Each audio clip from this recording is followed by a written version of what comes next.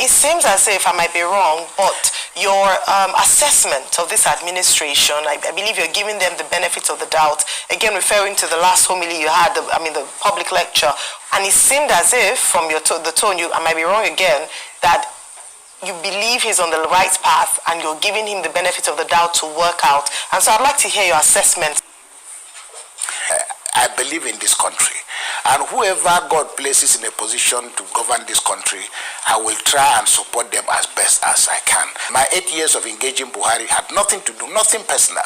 Now, I can give the vice president, how will I put it, the benefit of the doubt, because I've known him for a good bit of time. I've worked with him. I think I trust his commitment and his capacity. Asiwaju Bola Tinubu, our president, I've known for quite a period, of time. What's and all, I see and I hear that we are somehow in a very difficult situation, but I see a bit of commitment to continue with this journey, and all we can do is to continue to encourage those in government. So if you talk about trust, yes, we trust those whom God has endowed with the responsibility of governing us. I also see and I hear and I see a lot of the things that are going on, and I think that frankly it is my hope that maybe down the line in another 6 months, I imagine that things should be slightly, significantly different. So if you ask me, do I believe that this government can achieve what it wants to achieve? I believe my answer is yes. So for me, anybody or any government that is prepared to take us a little bit away from where President Buhari left us, I'll be more than happy to support that process. Where are we going? Where do we want to be as a nation? And you also talked about the mindset of, we keep saying, rejigging security architecture and all of that.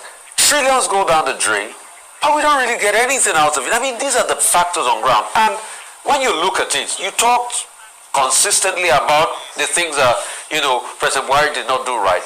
But all of those persecutions are still there today, and nothing has improved. The state of the economy will be taken through an economic merry-go-round, and we are still where we are. Things have even gotten worse up. You're saying we need a time for healing. Why not? I think, Rufai, no wound heals in a day.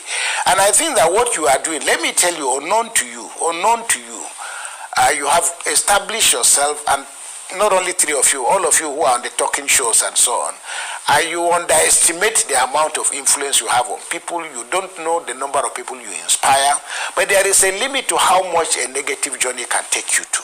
And for me, my main concern and interest is that, look, contrary to the whole expectation, Nigerians think that one day they're going to find some Messiah who is going to come and I say, no, we can't have a Messiah in Nigeria, because if you have a Messiah, the Christians recognize him, the Muslims will not recognize him. The Muslims are also, some segments of Islam are expecting a Messiah. When he appears, the Christians will not. We're not looking for a Messiah, and there are no Messiahs anywhere. I'm not an opposition politician, but I'm also opposed to things that I see government is not doing right. So if you talk about healing, quite a lot is taking place. And I'm not talking about in relation to government. I think that despite all the challenges and the difficulties, we have a lot of bright spots here and there.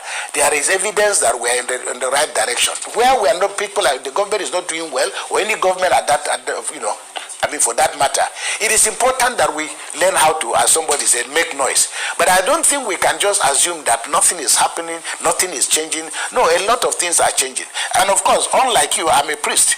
So one of the things I market best is hope. And I think that's where that's where we differ. So no matter how difficult things may be, I have to find a reason to let people know that tomorrow will be better. Can you hear Bishop Kukah? See the way he was talking. All of them, if they know they have goofed, they want to put the blame on Rufai. Say, Rufai trying to bring negativity. Hear what he said, that even if, no matter how bad things are, his own is just to continue to give people hope.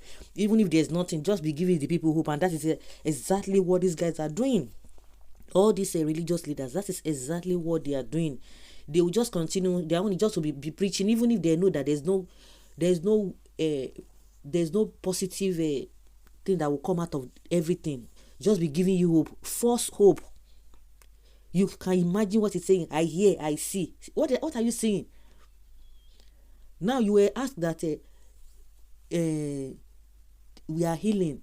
Meanwhile, what was happening under Buhari, he was complaining, he was all over the place. As soon as they gave this man that whether school wanting whether VC or whatever, there was one position in the university that they gave to him, he didn't reject it. Once you collect it, that is exactly how they behave. There's a position he has already collected from this administration. You can imagine what he's saying. These are the people that you are leaning on. People are feeling the heat. Just tell them that, continue to tell them there's hope. No, when you were arguing, or when you were attacking Buhari that time, when you were saying things that were happening under Buhari that time, did you know that you were a priest? No. Why were you not speaking the way you were speaking, the way you are speaking now? Why were you not speaking like that under Buhari?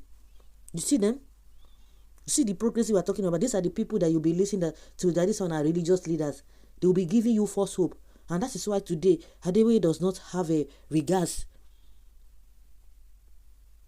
All of them in church, they will just be telling you, it is beware, just be praying. Now, since Trump has come out to say what he wanted to say concerning what is going on in the country, he has never come out to say people should be praying. Why didn't he tell the government to be praying? Because they know that it's going to affect all of them. If it's something that will not affect them, they will not begin to preach hope where there is none. Faith without work is dead. There no work is being done. You are hoping. You are having faith.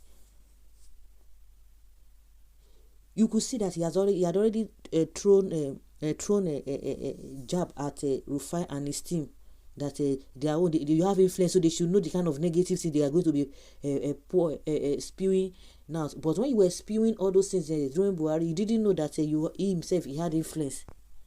Nothing is happening. Nothing is being done. They are telling you, they are there talking cock and bull stories. Can you just imagine? These are the people that you think you... Of course, everybody has seen through. They have seen the kind of person he is. See them. If you don't know what you want, you're on your own in this country.